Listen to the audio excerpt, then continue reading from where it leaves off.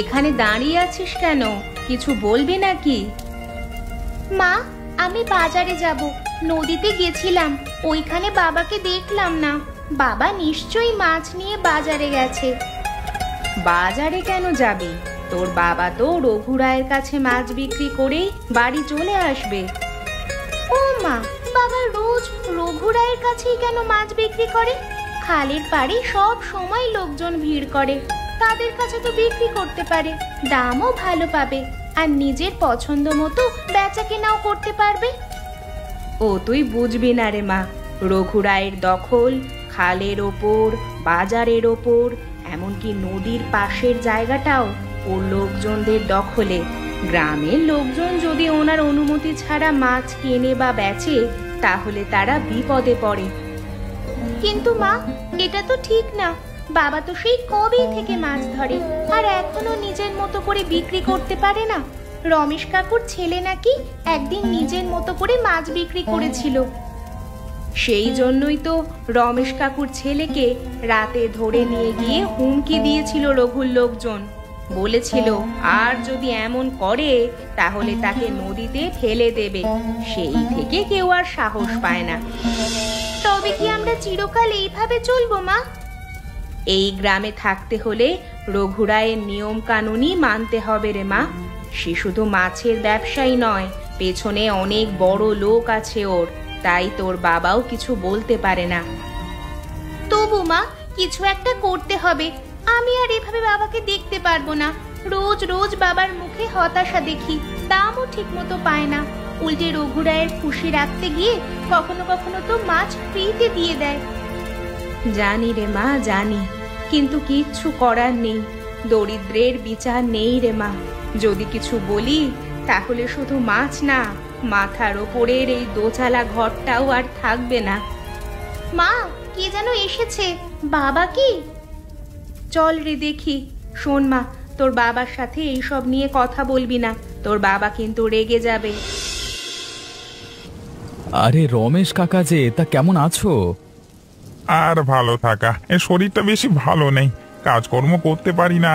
সেটা আমার মাছ ধরে বিক্রি করতো, সেই রাস্তা বন্ধ হয়ে গেছে। বুঝতে পারছি কাকা, রঘু রায়ের অত্যাচারে গ্রামে টিকে থাকা কঠিন হয়ে যাচ্ছে। জেলেদের কাছ থেকে জলের দরে মাছ কিনে চড়া দামে বিক্রি করে। দেখেছিস তো আমার ছেলের অবস্থা, চুপচাপ দেখে যাওয়া ছাড়া কি কোনো উপায় আছে নাকি? কিছু একটা করতে হবে কাকা, এভাবে আর কতদিন চলবে? রঘু রায়ের বাড়াবাড়ি দিন দিন বেড়েই চলেছে। সে তুই ভুল বলিসনি। আগে ভাবতাম আমার ছেলে অন্তত নিজের পায়ে দাঁড়াবে, এখন তো ও নিজেও ভয়ে ভয়ে থাকে। ঘর থেকে বের হয় না ঠিক মতো, সবসময় ওর মধ্যে একটা ভয় কাজ করে। নেন কাকা, এক কাপ গরম চা খেয়ে নেন। এই বৃষ্টিতে চা খেলে শরীর সতেজ হয়ে উঠবে। সে তো ঠিক, এনে রাতুল চা খেয়ে নে। কাকা, আমরা যদি সবাই মিলে কিছু করি, গ্রামের সবাই তো রঘুর অত্যাচার ভোগ করছে, একা একা তো কেউ কিছু করতে পারবে না।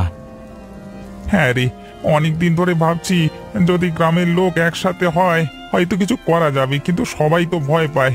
রঘু রায়ের নাম শুনলি কাঁপে। ভয় করলে তো কিছুই চলবে না কাকা।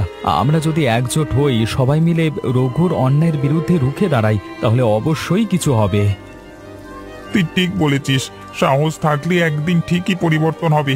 কিন্তু মনে রাখিস রাতুল, পরিবর্তন আনতে গেলে অনেক ত্যাগ স্বীকার করতে হবে। ত্যাগ স্বীকার করতে রাজি আছি কাকা। বাবা, আমাকে একটা লাল জামা কিনে দেবে? আমাদের স্কুলে বনভোজন হবে, আমার সব বন্ধুরা লাল জামা পরবে। আমার তো কোনো লাল জামা নেই। দেখছিস না মা, তোর বাবার কাছে এখন টাকা নেই। আহ মিনতি, মেয়েটা তো কোনোদিন কিছু চায় না। একটা লাল জামা আবদার করেছে, সেটা আমি দেব না, তা কি হয় নাকি? সত্যি বাবা, তুমি দেবে? তুমি আমার সেরা বাবা। হ্যাঁ রে মা, তোকে আমি লাল জামা কিনে দেব। তুই লাল জামা পরে বন্ধুদের সাথে বনভোজন করবি। আমিও তো তাই চাই, আমার মেয়ে লাল জামা পরে বন্ধুদের সাথে আনন্দ করুক। কালকে রাত করে নদীতে যাব, যাতে বেশি করে মাছ ধরতে পারি। আর ভাবছি পুরনো একটা জাল আছে, সেটা বিক্রি করে দেব। না বাবা, তুমি জাল বিক্রি করো না। জামা কিছুদিন পরে কিনে দিও বাবা, বনভোজন 1 মাস পরে হবে। জালটা আর কাজে লাগে না, ঘরে পড়ে আছে তাই বিক্রি করতে চাইছি। শুধু শুধু ঘরে পড়ে থেকে কি হবে, তার চেয়ে তুমি জালটা বিক্রি করে দাও। দেখি কি করা যায়।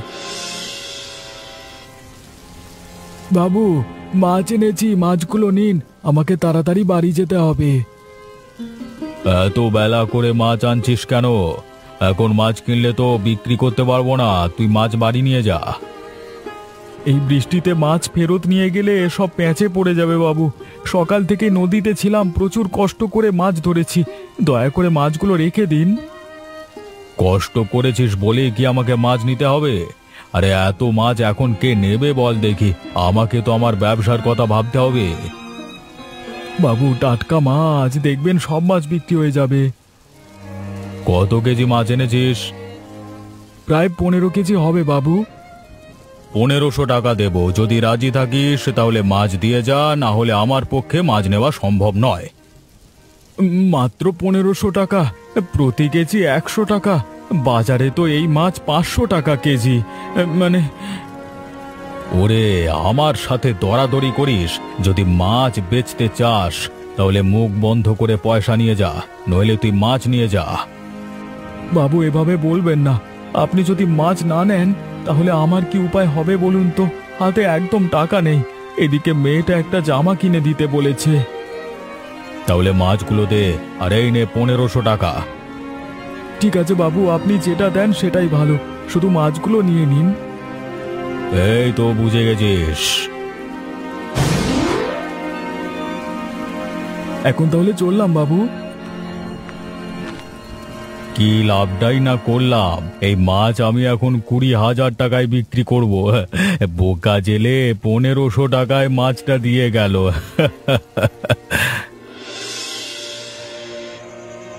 সব কিছু কেমন যেন এলোমেলো হয়ে গেল। আগে তো দুবেলা দুমুঠো ভাত জুটতো, এখন সেটাও জোটে না। শরীরটা আমার আগের মতো চলে না গো গিন্নি। আগে ছেলে সঙ্গে থাকতো, দুজন মিলে কাজ করতাম, কষ্ট হলেও সংসারটা চলে যেত। ছেলে কেমন যেন একেবারে চুপচাপ হয়ে গেছে গো। সারাটা দিন ঘরে বসে থাকে, না কারোর সাথে কথা বলে, না কোথাও যায়। ওর চোখে মুখে সারাক্ষণ ভয় আর চিন্তার ছাপ দেখি, কি যে ভাবছে বুঝতে পারি না। ছেলে তো ঠিক মতো খেতেও চায় না। কতবার করে বলি, বাবা ঠিক মতো খাওয়া দাওয়া কর, শরীরটা তো ভালো রাখতে হবে, কিন্তু আমার কোনো কথাই যে শোনে না। আমার বয়স হয়েছে, ছেলেটা আমার সংসারের হালও ধরেছিল, কিন্তু কপাল খারাপ হলে যা হয় আর কি। জাল ছিল, নৌকা ছিল, সেগুলোও যে আর নেই। ওই ওই রঘু রায়ের লোকজন সব নিয়ে গেছে। নতুন জাল আর নৌকা যে কিনবো তার সামর্থ্য যে নেই। দেখো, যদি পুরনো জাল পাও তাহলে একটা কিনো। খোঁজ নিয়ে দেখতে হবে, যদি পাই তাহলে কিনবো। ভাবছি এই এলাকায় আর থাকবো না, ভিটে মাটি যেটুকু আছে বিক্রি করে চলে যাব, সেখানে ছেলেকে নিয়ে কাজকর্ম করে খাবো। তুমি কি বলছো? এই ভিটে মাটি তুমি বিক্রি করবে না? আমরা কোথাও যাব না। কি করব বলো? ওই রঘু রায়ের জন্য কি লোকজনের শান্তি আছে নাকি? দেখো, একদিন ওই শয়তান লোকটার ঠিক বিচার হবে, তখন গ্রামের মানুষের মুখে হাসি ফুটবে। সেদিন রাতুলের সাথে চায়ের দোকানে দেখা হয়েছিল, রাতুল বলছিল সবাই একজোট হয়ে রঘুর বিরুদ্ধে রুখে দাঁড়াতে। ভালোই বলেছো, দেখো তোমরা সবাই মিলে কিছু করতে পারো কিনা। ঠিক বলেছো, আর চুপ করে থাকা যাবে না। যত কষ্টই হোক না কেন, হার মানা যাবে না। আমাদের বাঁচতে হবে নিজেদের মতো করে।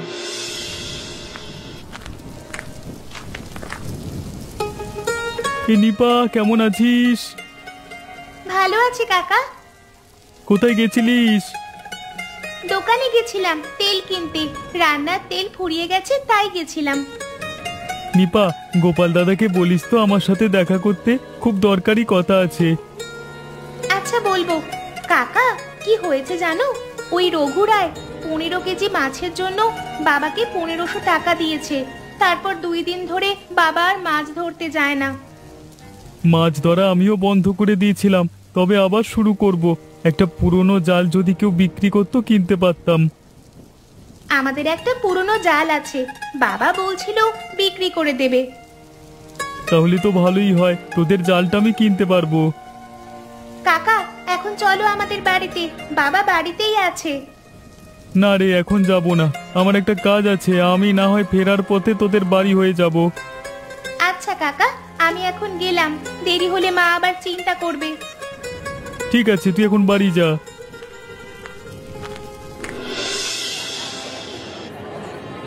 মাছের কেজি কত করে? 800 করে। 800 কম হবে না? কম হলে ছোট মাছ নিতে হবে, বড় মাছের দাম বেশি। আচ্ছা ঠিক আছে, আপনি বড়টাই দিন।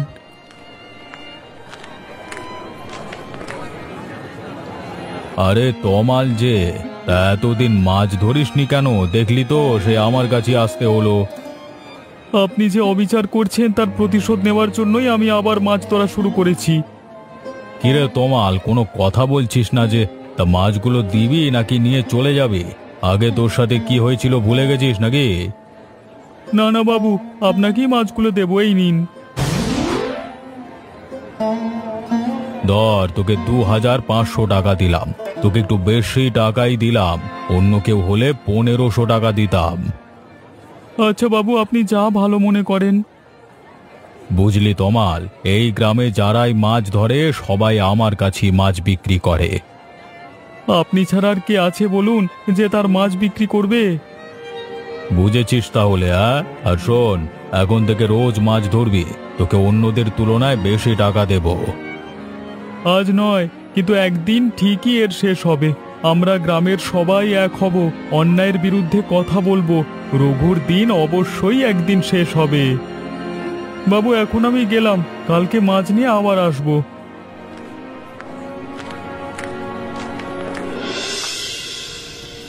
সকাল সকাল মেয়েটা কোথায় যে গেল, কোথাও দেখছি না। না বলে কেন যে এদিকে ওদিকে যায় বুঝি না বাবু।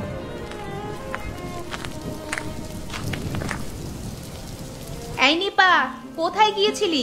না বলে কোথাও যাবি না একদম, একেবারে ভিজে গেছিস দেখছি। সকালে বৃষ্টির জলে ভিজলে তো জ্বর আসবে।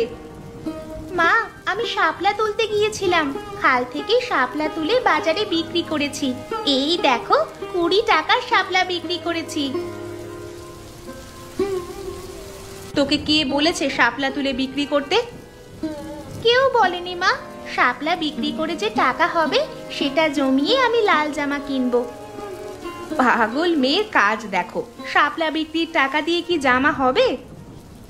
রোজ আমি শাপলা বিক্রি করব মা, তাহলে হয়ে যাবে। তোকে এত কষ্ট করতে হবে না রে মা, দেখবি কয়েকদিনের মধ্যেই তোর বাবা জামা কিনে দেবে। ও মা, বনভোজনের সময় তো চলেই এসেছে। এই বয়সে একটা জামার জন্য কত কষ্ট করছিস রে মা তুই, তোকে আমরা কিছুই দিতে পারি না। ও মা, আমার কিচ্ছু চাই না, আমি শুধু একটা লাল জামা নিব। জানো মা, কাল রাতে স্বপ্ন দেখেছি আমি লাল জামা পরে বন্ধুদের সাথে খেলা করছি। দেখবি মা, তোর স্বপ্ন সত্যি হবে। তাই যেন হয় মা। এখন ঘরে আয় মা, বৃষ্টিতে আর ভিজিস না। সকালে না খেয়ে গিয়েছিলি, এখন কিছু খাবি আয়। হ্যাঁ মা, আমার খুব ক্ষুধা লেগেছে, কিছু খেতে দাও। ও মা, কি খেতে দিবা? ঘরে কিছু শুকনো মুড়ি আছে, পানি দিয়ে ভিজিয়ে খেয়ে নে। আচ্ছা মা।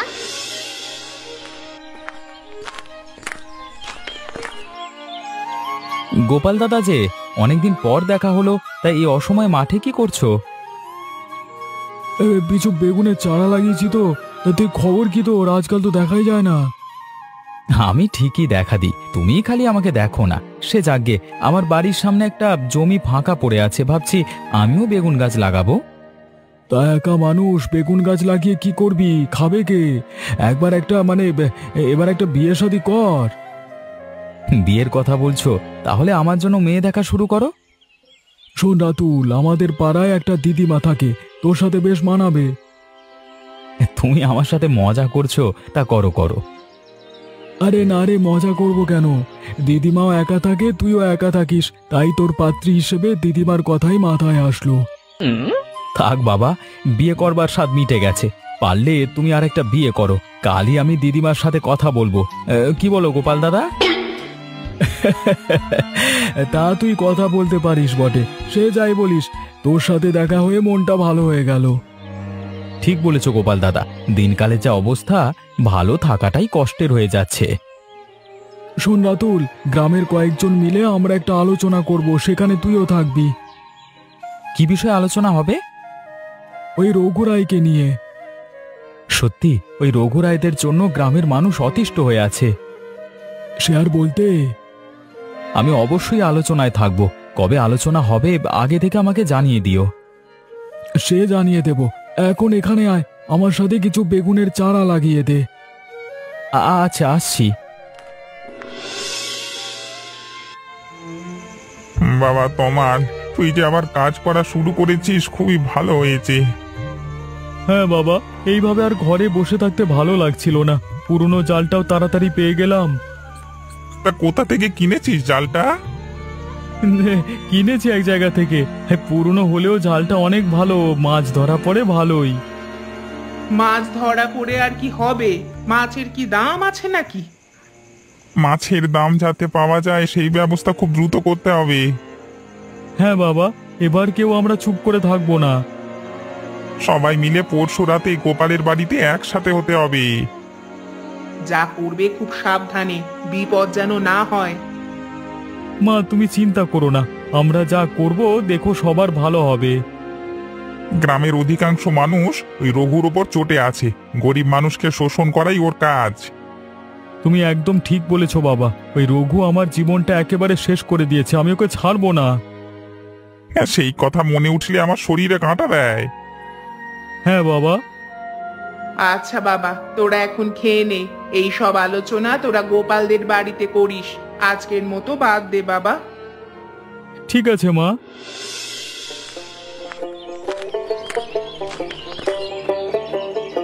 কয়রে মা নিপা, কোথায়? বাবা, ডাকছো? এই দেখ তোর জন্য কি এনেছি। এই নে তোর লাল জামা। আমার লাল জামা কত সুন্দর হয়েছে। তোর পছন্দ হয়েছে? খুব পছন্দ হয়েছে বাবা। লাল জামা পরে আমি বন্ধুদের সাথে খেলবো বাবা, একসাথে বনভোজন করব। সে তো করবি। ও মা, কোথায় তুমি? দেখো দেখো, বাবা আমার জন্য লাল জামা এনেছে। কই দেখি তো। ও মা, খুব সুন্দর জামা হয়েছে। আমার মেয়েটাকে তো এই জামা পরলে একেবারে পরীর মতো দেখাবে। আজকে আমার নিজেরও খুব আনন্দ হচ্ছে, ছোট একটা আবদার পূরণ করতে পেরেছি, তাতে আমাদের মেয়ে কত খুশি। জানো তোমার মেয়ে কি করেছে জানো? খাল থেকে শাপলা তুলে সেই শাপলা বাজারে বিক্রি করতো। টাকা জমিয়ে জমিয়ে নাকি সে জামা কিনবে। 200 টাকা মতো জমিয়েওছে। তাই নাকি রে মা? তুই এত কষ্ট করেছিস, তোর আর শাপলা তুলে বিক্রি করতে হবে না। জানো বাবা, ভেবেছিলাম আমার মনে হয় আর লাল জামা কেনা হবে না। আমি থাকতে আমার মায়ের ইচ্ছে পূরণ না করে কি পারি? রমেশ কাকা, আপনি এখানে সবার বড়, আপনি বলেন কি করলে ভালো হয়। আমাদের সবার আগে ভাবতে হবে গ্রামের গরিব মানুষের কথা, যারা মাছ কিনে খেতে পারে না, তারা যেন এবার থেকে মাছ কিনতে পারে। হ্যাঁ কাকা, এটা আমাদের আগে ভাবতে হবে। আমি একটা কথা বলতে চাই। রাতুল দাদা, তুমি বলতে পারো। রঘুর আড়তের পাশে কাল থেকে তমাল আর গোপাল দাদা মাছ বিক্রি করবে। রঘুর লোকজন কি আমাদের বিক্রি করতে দেবে রে? সে তো কখনো তোমাদের মাছ বিক্রি করতে দেবে না, লোকজন নিয়ে হয়তো মারতে আসতে পারে। প্রতি কেজি মাছের দাম কত ধরবো? 400 টাকা। এই রঘু তো 800 টাকার নিচে মাছ বিক্রি করে না। ঠিক আছে, আমরা মাছ বিক্রি করব। রঘু যদি লোকজন নিয়ে আসে তখন কি হবে? শোন তমাল, আমরা আশেপাশেই থাকবো। রঘু লোকজন নিয়ে আসলে সাথে সাথে পুলিশে খবর দেব। রাতুল, তুই একদম ঠিক বলেছিস, তোরা পাশে থাকলে সাহস পাবো। তোদের কোনো চিন্তা নেই, গ্রামের লোকজনও আমাদের সাথে থাকবে। রঘুকে আমরা এবার মজা দেখিয়ে ছাড়বো। কিছু বলা হয় না বলে একেবারে মাথায় উঠে বসে আছে। ঝুড়ি ঝুড়ি মাছ ধরি, কিন্তু ন্যায্য দাম পাওয়া যায় না। গ্রামের গরিব মানুষ মাছ কিনে খেতে পারে না। তাহলে ওই কথাই রইলো। গোপাল দাদা, তুমি আর তমাল কালকে ভোরে একসাথে মাছ ধরতে যাবে, তারপর সেখান থেকে সোজা খালের পাড়ে চলে যাবে মাছ বিক্রি করতে। হ্যাঁ, এইদিকে আমরাও লোকজন নিয়ে আশেপাশে লুকিয়ে থাকবো, সময় মতো আমরা চলে যাব। তবে তোমাদের খেয়াল রাখতে হবে কোনোভাবে আমার আর গোপাল দাদার শরীরে যেন আঘাত না লাগে, তাহলে আমাদের সবকিছু মাটি হয়ে যাবে। এই নিয়ে তোদের একদম ভাবতে হবে না, আমরা থাকতে তোদের শরীরে একটা আঁচড়ও লাগতে দেব না। আজকের মতো তাহলে আলোচনা শেষ করি। তমাল, চল বাবা, এখন বাড়ি যাই। হ্যাঁ, এখন অনেক রাত হয়ে গেছে, আমিও তোমাদের সাথে যাই। গোপাল দাদা, আমরা আসতে না আসতেই মাছ অনেক বিক্রি হয়ে গেছে। তাই তো দেখছি রে, আগে থেকে যদি আমরা এভাবে মাছ বিক্রি করতাম তাহলে আমাদের আর অভাব থাকতো না।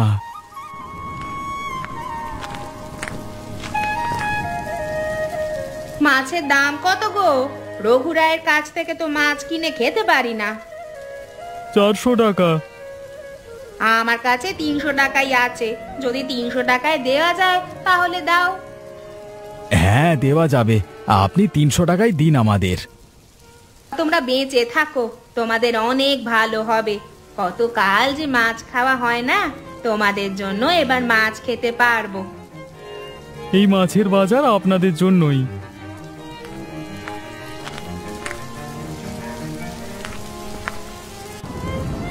আমাকে একটা মাছ দাও তো। এই নিন। মনে হচ্ছে আমরা স্বপ্ন দেখছি, এত কম দামে মাছ, তোমাদের অনেক ভালো হবে। তমাল দেখ, রঘুর একটা মাছও আজকে বিক্রি হয়নি, আমাদের এইদিকে কেমন করে তাকাচ্ছে। এদিকে একবার আসুক, রঘুর মজা আজকে আমরা দেখিয়ে ছাড়বো। ওর দল বলের সাথে কি যেন বলছে, দেখ ওই দেখ, মনে হচ্ছে এদিকে আসবে, বুঝলি। গোপাল দাদা, সাহস রাখো, একদম ভয় পাবে না। তোদের সাহস দেখে আমি অবাক হচ্ছি। তমাল, তুই কি আগের কথা ভুলে গেছিস নাকি? না বাবু, আমার খুব মনে আছে, মনে আছে বলি আজকে আমরা নিজেদের মতো করে মাছ বিক্রি করছি। আপনি এক ঝুড়ি মাছের দাম দেন মাত্র 1500 টাকায়, সেই মাছ বিক্রি করেন 20,000 টাকায়। আপনার কাছে আমরা কেউ মাছ দেব না। শোন, তোরা ঝামেলা করিস না, দেখ আগে যে দাম দিতাম এখন থেকে তা ডবল দেব।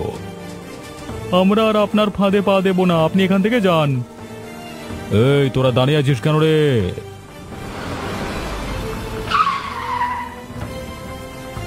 চল চল, থানায় চল, বাজার কি মস্তানি করবার জায়গা নাকি? আমাদের সাথে একদম ঠিক হচ্ছে না, আমাদের অপরাধটা কি সেটা তো আগে বলতে হবে। থানায় চল, তোদের অপরাধ কি লাঠির বাড়ি দিয়ে বুঝিয়ে দেবো, চল।